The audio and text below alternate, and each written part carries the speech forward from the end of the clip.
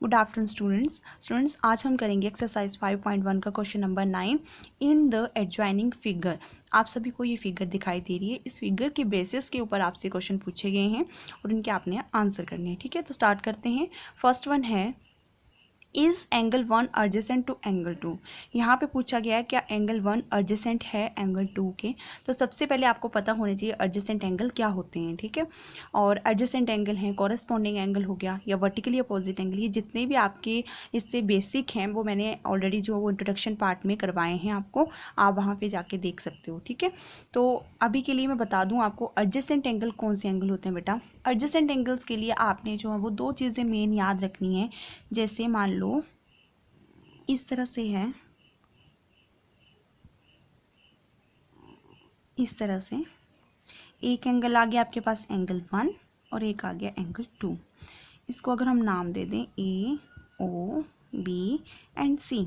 ठीक है, एक एंगल आपका आ रहा है ये वाला ए ओ बी, दूसरा आ रहा है बी ओ सी। ये दोनों ही एंगल ए ओ बी इस पॉइंट पे और बी ओ सी इसी पॉइंट पे बन रहे हैं, है ना।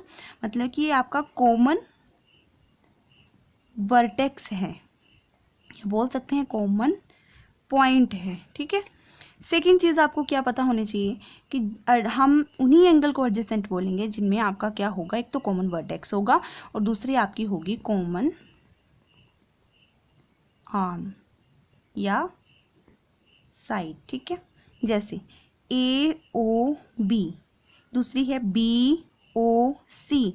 इन दोनों में angle A O B and angle B O C, इन दोनों में बेटा ओ बी जो है ना आपकी, ये आपकी कॉमन आर्म है, दोनों के बीच में आ रही है ये। ठीक है, ये जो है ए ओ और ओ सी ये आपकी नॉन कॉमन आर्म है। ठीक है, नॉन कॉमन आर्म।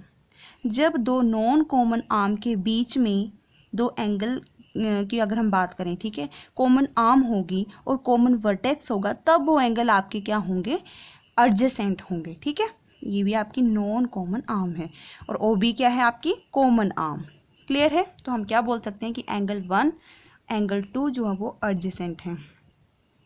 ठीक है, मतलब साथ में है बिल्कुल। ठीक है, समझ आ गया। तो ये चीज़ आपने ध्यान में रखनी। दूसरी चीज़, मान लो कि आपके पास इस तरह से होता है, जैसे कोई भी है आपके पास एंगल। ठीक है, अब एक आपकी ये वाली आ गई, अगर ऐसे होता है कि कॉमन आपका ये वाला आ रहा है। ठीक है, जैसे एक आ गया ये वाला और एक आ गया इस तरह से ए ओ बी सी, नाम दे दिया। एक आपका आ रहा है ए ओ बी और दूसरा हमने ले लिया ए ओ सी, ए ओ बी ए ओ सी। ठीक है, इस केस में बेटा ए ओ आपकी कॉमन है, दोनों केसेस में ए ओ आ रहा है आपके पास। ठीक है, बट फिर भी ये आपके एडजेसेंट एंगल नहीं होंगे। क्यों नहीं होंगे, क्योंकि कंडीशन के अकॉर्डिंग क्या होगा कि जो भी आपके पास कॉमन आर्म होगी बेटा वो हमेशा आपके नॉन कॉमन आर्म के बीच में होनी चाहिए। ठीक है, अब ये दोनों नॉन कॉमन आर्म है, ये वाली और ये वाली, ये साथ साथ में आ रही है। ठीक है, जो कि पॉसिबल नहीं है। ये दो अगर इन दोनों के बीच में अगर कॉमन आर्म होती तब ये एंगल एडजेसेंट होने थे। ठीक है, कॉमन वर्टेक्स तो है बट कॉमन आर्म नहीं है, तो इस केस में हम क्या बोलेंगे कि ये दोनों एंगल आपके एडजेसेंट नहीं है।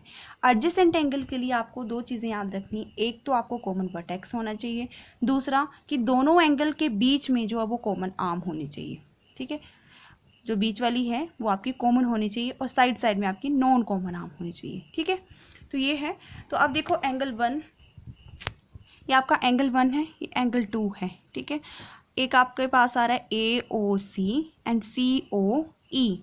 ठीक है, दोनों केसेस में ओ सी आपका क्या है, कॉमन है, एक पॉइंट के ऊपर मीट कर रहे हैं, तो हम क्या बोल सकते हैं कि एंगल 1 एडजेसेंट है एंगल 2 के। क्लियर, तो इसका आंसर होगा यस। रीज़न आप दे सकते हैं क्योंकि दोनों एंगल्स में जो है वो कॉमन वर्टेक्स है और कॉमन आर्म है। ठीक है, next, is angle A O C adjacent to angle A O E. अब यहाँ पे पूछा है ए ओ सी एडजेसेंट है ए ओ ई के, तो देखो ये आपका आ गया ए ओ सी, अलग से बनाऊँ तो इस तरह से आपका ए ओ सी, और नेक्स्ट वन है आपका ये, एक ही आ गया एक ही आ गया। दोनों केसेस में आपकी बेटा देखो क्या आ रहा है, कॉमन वर्टेक्स तो है बट कॉमन आर्म नहीं है। वर्टेक्स तो है बट कॉमन आर्म नहीं है। इस केस में एक बन रहा है आपके पास AOC और दूसरा आ रहा है AOE। AO, अब आप बोलोगे कि AO तो है बट AO बेटा देखो ये आपकी साइड में आ रही है, ठीक है, और ये नॉन कॉमन आर्म आपकी साथ साथ में आ रही है, जो कि पॉसिबल नहीं है। तो हम क्या बोलेंगे कि no, they have no non common arm on opposite sides of common arm. ठीक, next one, do angle COE and EOD form a linear pair. यहाँ पे आपने बताना है कि ये दोनों लीनियर पेयर फॉर्म कर रहे हैं। तो सबसे पहले लीनियर पेयर क्या होता है? लीनियर पेयर बेटा इस तरह से आपके पास स्ट्रेट लाइन है, ठीक है, स्ट्रेट लाइन के ऊपर जैसे इस तरह से मान लो कोई भी आपका एक कॉमन पॉइंट के ऊपर जो एंगल बन रहे हैं, इन सभी का सम क्या होना चाहिए आपका 180 डिग्री। ठीक, तो वो क्या बनाते हैं आपके लीनियर पेयर बनाते हैं। सिंपली आप बोल सकते हो कि स्ट्रेट लाइन के ऊपर एक ही वर्टेक्स के ऊपर जो एंगल बनते हैं उनका सम जो है वो क्या होगा 180 डिग्री होगा, तो वो आपका लीनियर पेयर बनाएंगे। अब इसमें देखते हैं हम, सिंपली बोल सकते हो आप, देखो स्ट्रेट लाइन के ऊपर देखो हाफ रोटेशन आ रही है ना इस तरह से, आपको पता है ये कितने डिग्री का होता है और 180 डिग्री का है ना। तो अब देखेंगे इसमें COE, तो COE इस तरह से अलग से बना लो, ये आ गया C इस तरह से OE, दूसरा है EOD, तो ये आ गया EOD, एक ये वाला एंगल हो गया, एक ये वाला, ये मिलके क्या बना रहे हैं 180 डिग्री का। ठीक है, तो हम क्या बोल सकते हैं कि ये लीनियर पेयर फॉर्म कर रहे हैं। Next, R angle BOD and DOA supplementary. अब सप्लीमेंट्री एंगल कौन से होते हैं? कोई भी दो एंगल जिनका आपका सम क्या होगा 180 डिग्री के बराबर होगा। अब देखो BOD एंड DOA, अब एक एंगल ये आ गया, एक एंगल ये आ गया, हाफ रोटेशन होगी तो इस तरह से बन रहा है आपका, इस तरह से, और जब हाफ रोटेशन होती है तो कितने डिग्री का आता है आपके पास? स्ट्रेट लाइन के ऊपर 180 डिग्री का एंगल बनाता है। ठीक है, तो ये सप्लीमेंट्री एंगल है, तो इसका आंसर भी यस होगा। Next, is angle vertically opposite to angle 4। Vertically opposite angle कौन से होते हैं बेटा? हमेशा याद रखेंगे आप कि दो इंटरसेक्टिंग लाइन के बीच में बनते हैं, वो आपके वर्टिकली अपोजिट एंगल होते हैं। जैसे एक एंगल आपका ये हो गया, इसके अपोजिट कौन सा हुआ? ये वाला, तो ये दोनों ही एंगल आपके इक्वल हैं। ठीक है, इसके वर्टिकली अपोजिट कौन सा हुआ? ये वाला। ठीक है, अब आप देखेंगे कि कहाँ पे आ रहा है, इस तरह से ये आपके इंटरसेक्टिंग लाइन्स आ गई। अब एंगल 4 की बात हो रही है, सॉरी एंगल 1 की बात हो रही है ना, बोला है एंगल 1 आपका वर्टिकली अपोजिट है एंगल 4 के, तो यस देखो इसके वर्टिकली अपोजिट आ रहा है, ठीक अपोजिट में आ रहा है ना, तो हम इसका आंसर क्या करेंगे? यस।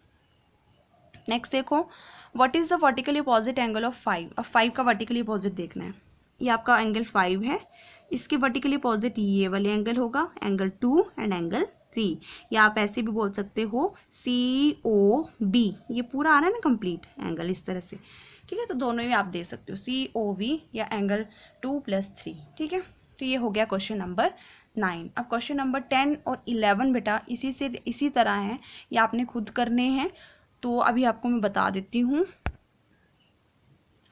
क्वेश्चन नंबर 10 है, indicate which pairs of angles are vertically opposite angle linear pair. बेटा आपको ये फिगर दे रखी है, आपने इस फिगर को देख के बताना है कि कौन कौन से एंगल जो आपके वर्टिकली अपोजिट हैं और कौन से लीनियर पेयर बना रहे हैं। ठीक है, तो ये आप खुद करेंगे इस क्वेश्चन को। क्वेश्चन नंबर 11 देखो, in the following figure angle 1 adjacent to angle 2 give reason. यहाँ पे आपको फिगर दिखाई दे रही है, इस फिगर में आपने देख के बताना है कि एंगल 1 जो वो एडजेसेंट है एंगल 2 के। ठीक है, और रीज़न भी साथ में आपने देना है। ठीक है, अगर है तो भी रीज़न देना, अगर नहीं है तो भी रीज़न देना है। क्लियर, बाकी करेंगे हम कल। Thank you.